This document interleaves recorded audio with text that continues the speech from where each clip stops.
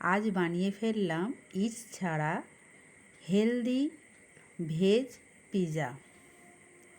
প্রথমে আমি অল্প একটু ময়দা নিয়ে নিলাম, সেটাকে ডো বানিয়ে নিলাম।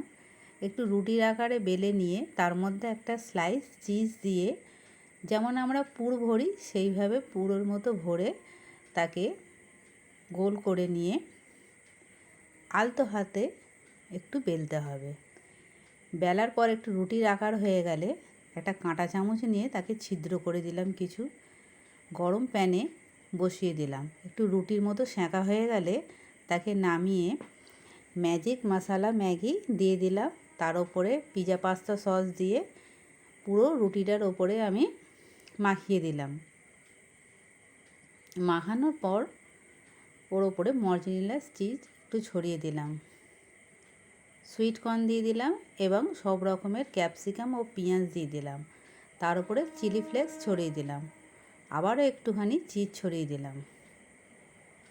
তার উপরে পেরি পেরি মশলা দিয়ে দিলাম।